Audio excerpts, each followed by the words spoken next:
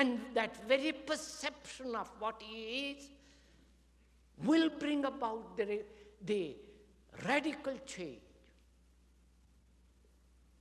And to see what he is the highest importance, not what he thinks he is, not what he is told what he is.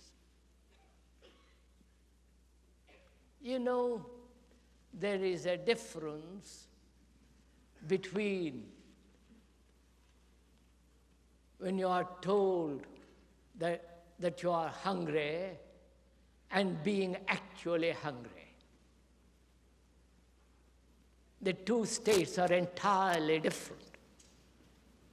The one you know actually through your own direct perception, feeling that you are hungry. Then you act.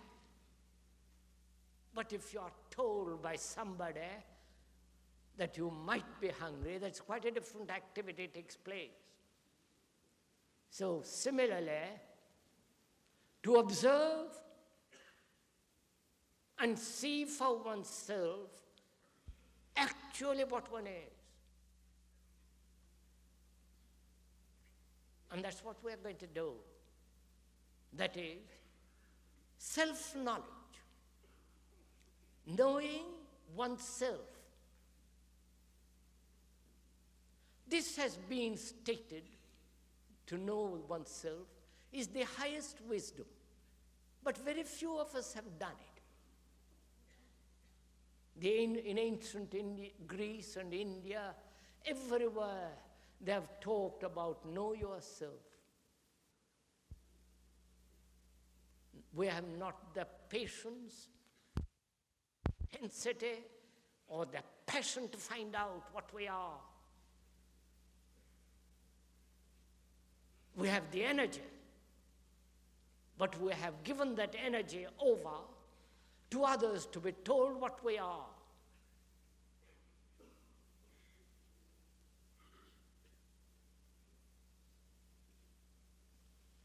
So we're going to find out what we are. Because the moment there is a radical change in what we are, we shall bring about peace in the world. We shall be extraordinarily free human beings, to live freely, not to do what we like, but to live happily, joyously. A man who has great joy in his heart, he has no hatred, no violence.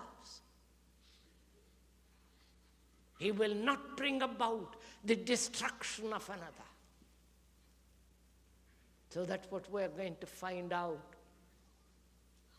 by observing ourselves.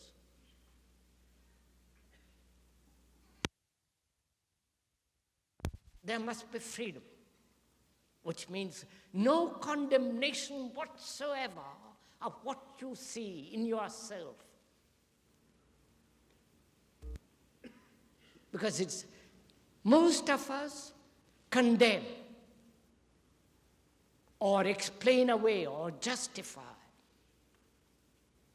We never look without justification. We never look without condemnation. Therefore, the first thing to do, and probably is the last thing to do, is to observe without any form of condemnation. And it's going to be very difficult, because all our culture, tradition, is to compare, justify, condemn what we are. We say this is right, this is wrong, this is true, this is false, this is beautiful, which prevent actually observing what you are. Right? If this is clear, that is, never to condemn what you see in yourself. Because what you are is a living thing. Please listen to this. What you are is a living thing. And when you condemn, you are condemning it with a memory which is dead, which is the past.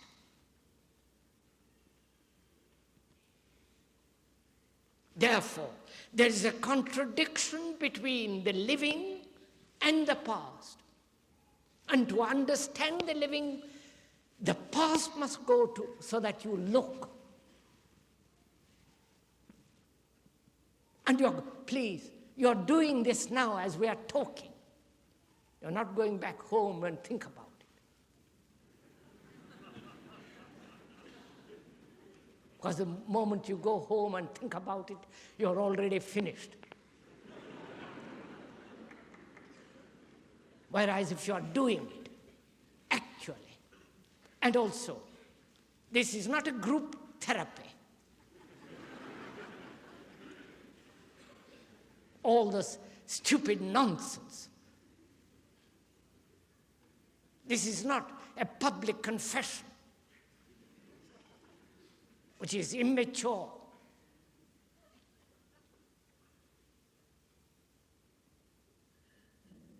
What we are doing is to explore,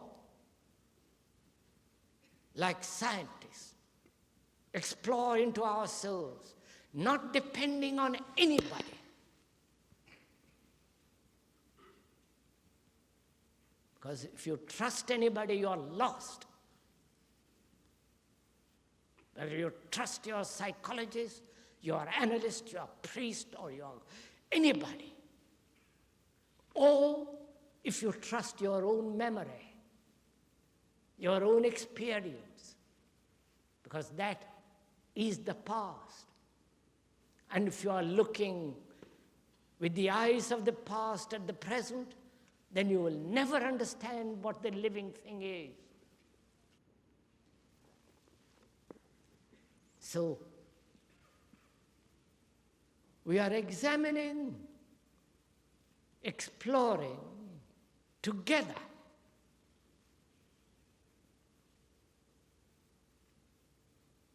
the living thing, which is the you, the life, whatever that is. That is, we are going to look at this phenomenon of violence. First, the violence in ourselves, and then the violence outwardly. When we have understood the violence in ourselves, then it may not be necessary to look at the violence outwardly. Because we have what we are, inwardly we project that outwardly. We are, by nature, through heredity, through a so-called evolution, brought about this violence in ourselves. That's a fact. We are violent human beings. There are 1,000 explanations why we are violent. And we will not indulge in explanations, because what is explained is not that which is explained, right? We can get lost in the explanations. Each specialist saying, this is the cause of this violence. And the more explanations we have, the more we think we understand, but the thing remains as it is. So please bear in mind all the time, the description is not the described. Or that which is explained is not that which is. So we will not indulge in the many explanations, which are fairly simple, fairly obvious, overcrowded cities, overpopulation, all the rest of it, we can brush all that aside. But the fact remains that we are violent people.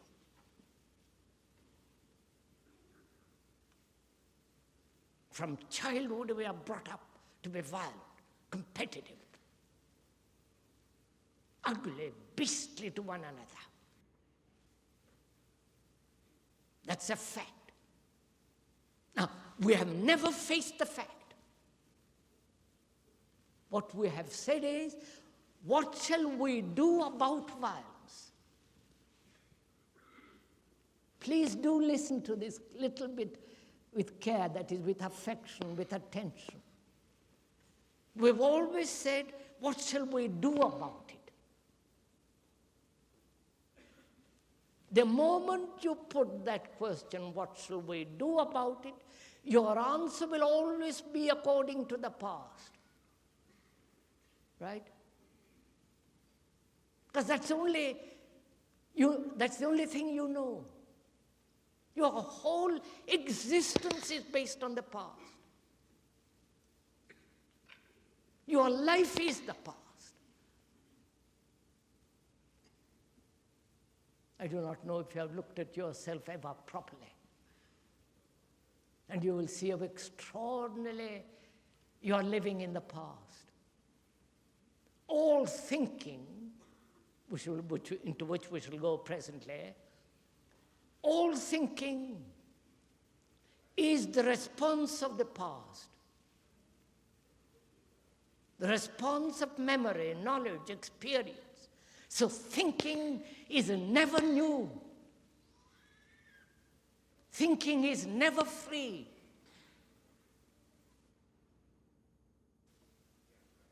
And with this process of thinking, you look at life.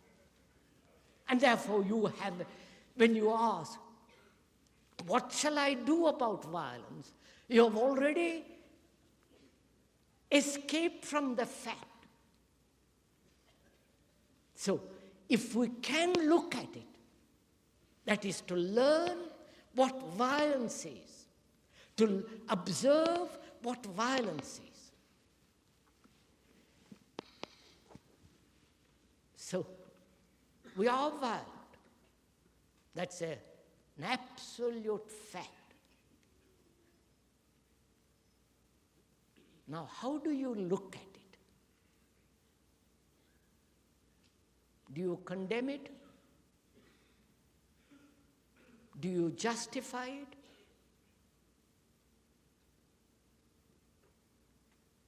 If you don't, then how do you look at it? Please do this as we are talking about. It's tremendously important. How do you look at this phenomenon which is in yourself as a violent human being? If you don't condemn, if you don't justify, how do you look at it?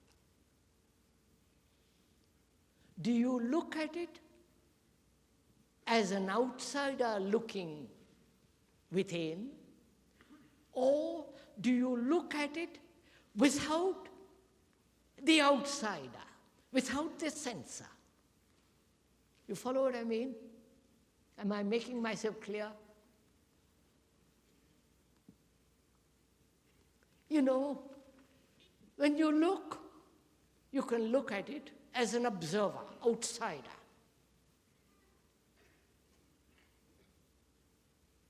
You different from the thing which you look at. You who say, I am not violent, but I want to get rid of violence. When you look that way, you are assuming one fragment to be more important than the other fragments. Are you following all this?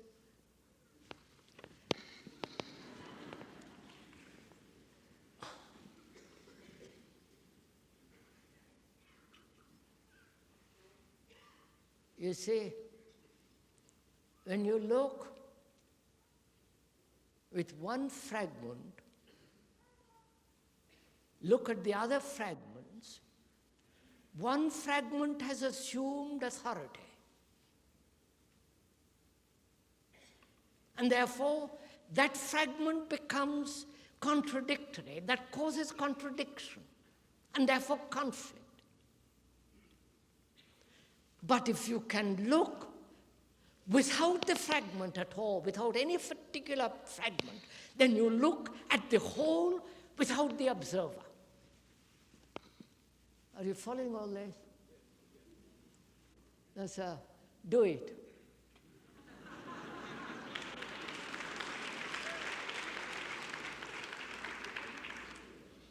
Do it.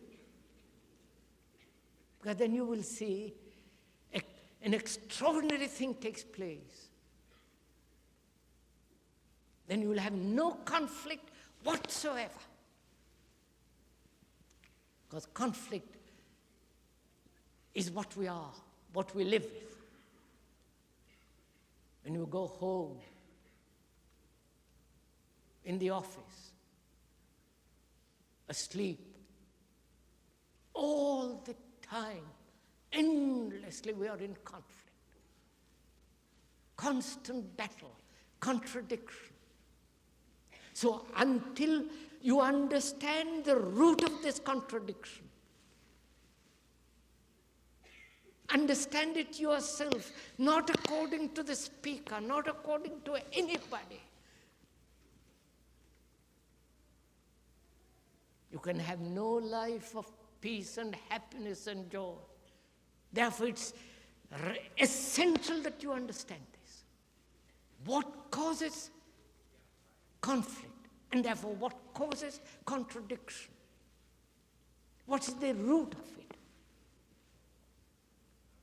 The root of it is this division between the observer and the thing observed.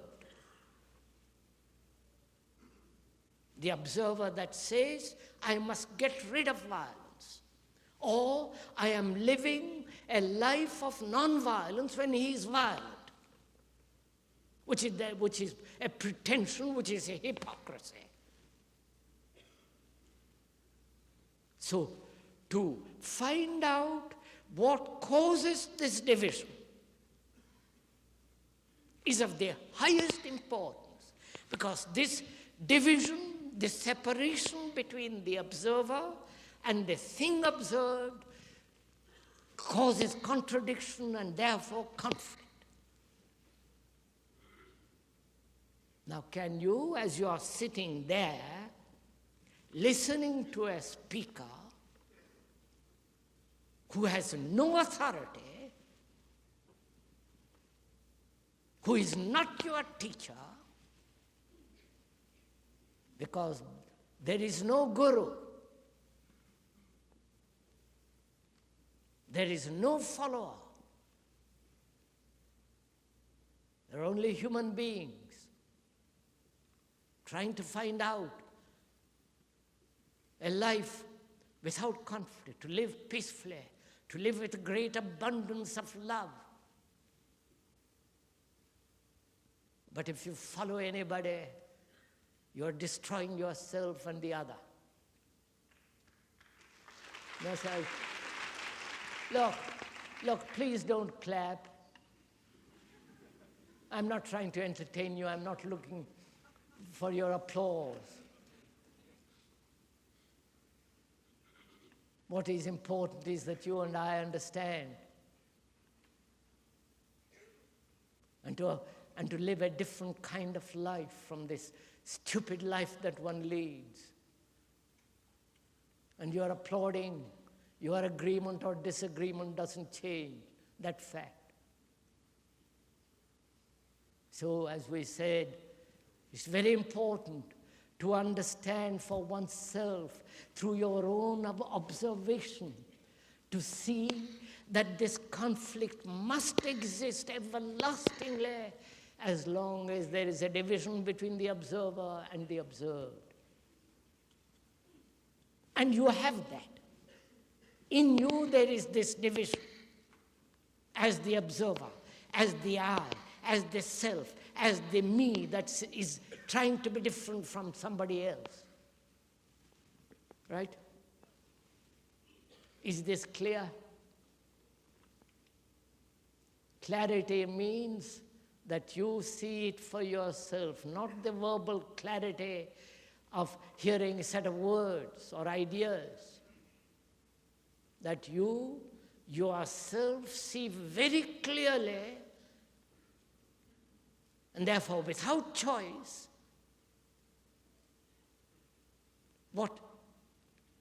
how this division between the observer and the observed creates mischief, confusion, sorrow. So when you are violent, can you look at that violence in yourself without the memory, the justification, the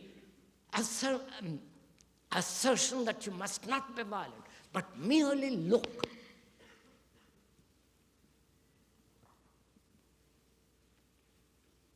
Which means that you must be free of the past.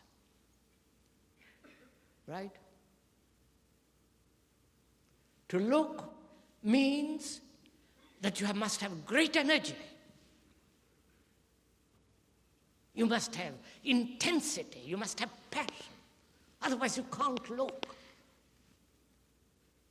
Unless you have great passion, intensity, you can't look at a cloud, the beauty of a cloud, or those marvelous hills that you have here. In the same way, to look at oneself without the observer needs tremendous energy and passion.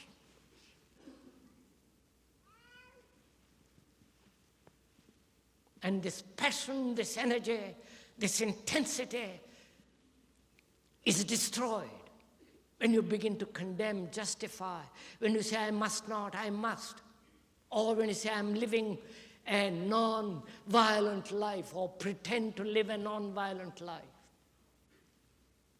You know, that's why all ideologies are the most destructive thing.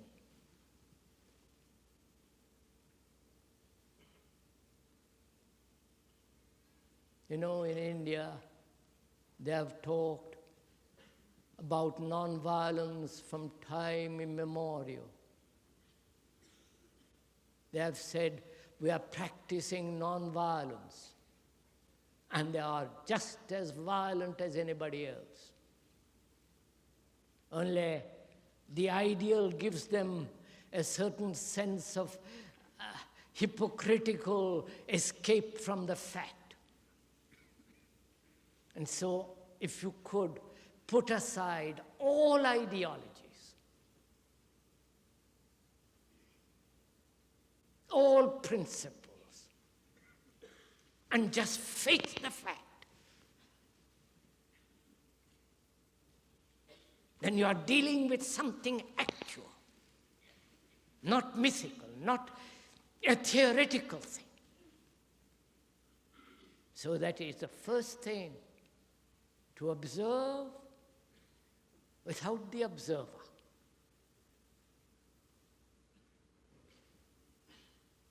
To look at a cloud, to look at your wife, at your children, at him or her, without the observer, without the image. The image may be a superficial image, or deeply hidden in the unconscious.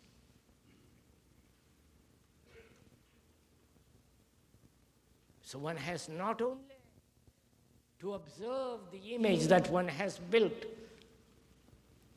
put together outwardly, but deeply inwardly, the images that one has. The image of the race, of the culture, the historical perspective of the image that one has about oneself. So one must observe not only at the conscious level, but also at the deep hidden level, at the deep recesses of one's own mind. I do not know if you ever observed the unconscious. Do you want to go into all this? Are you interested in all this? Do you know how difficult all this is?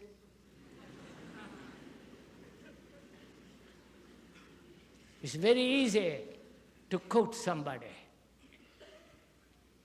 It's very easy to repeat what your analysts or the professors, the specialists have told you. That's how child's play. But if you don't read a book about any of these things, as the speaker has not done, then it becomes extraordinarily arduous. This is part of your meditation. To find out how to look at the unconscious. Not through dreams, not through intuitions, because intuition is one of the most difficult words, because your intuition may be your wish, your desire, your hidden hope. So to find out how to look at the image that you have created for yourself, about yourself outwardly, the symbol, and also to look at yourself deeply within yourself. How do you look?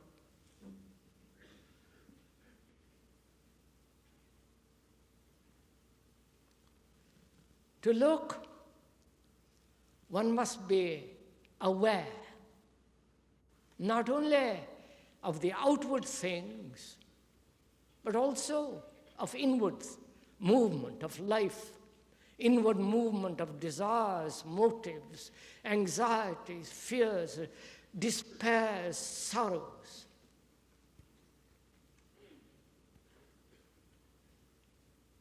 Now, to be aware without choice, that is, to be aware of the color that somebody is wearing without saying, I like it or don't like it, go off into innumerable chattering about color. But just to observe.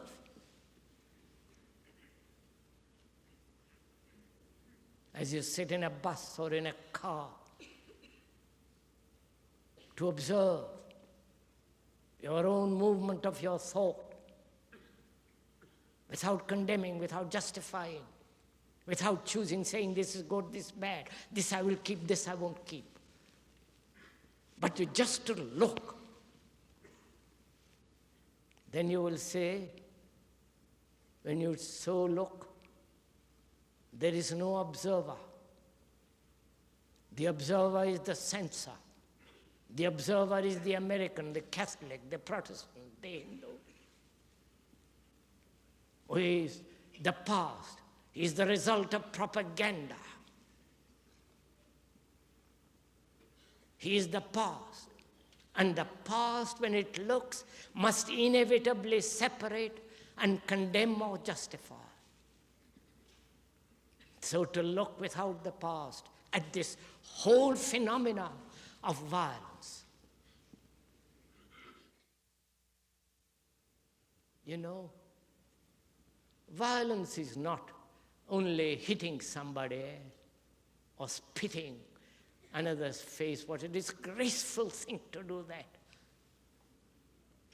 To spit in somebody's face who is your brother, who, you know, and that's what you're all doing. Not only verbally, but actually.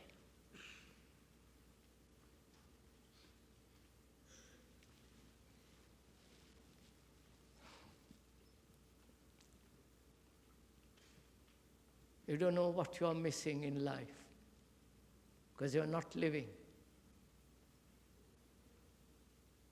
And that's why it's very important to find out whether conflict can ever end in yourself. And to end conflict, the past must come to an end. The past, which is you. You, when you say, I think, it's my opinion, it's my way of living, it's my belief, it's my doctrine, my God, my country. It's all that is the past. And when you live in the past, then your life must inevitably bring conflict. So to look at the past, which is deeply embedded in the unconscious, as the race, as the family, as knowledge, to look at it without any condemnation, then you will see the separation between the conscious and the unconscious disappears.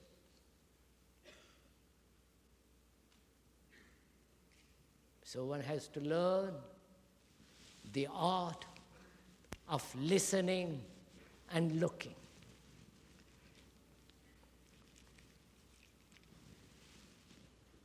Now perhaps, as we have talked for an hour and nearly 10 minutes, perhaps you would like to ask questions about what... Wait a minute, sir. Un momento. But what we have talked about. Now, to ask a question is one of the most difficult things.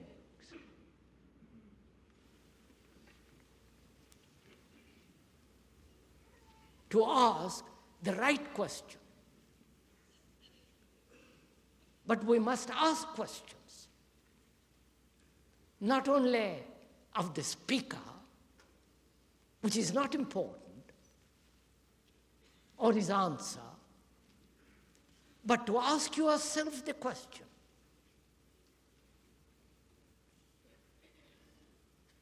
And who is going to reply to that question? One fragment of you? Or the totality of yourself? So when you ask a question, please find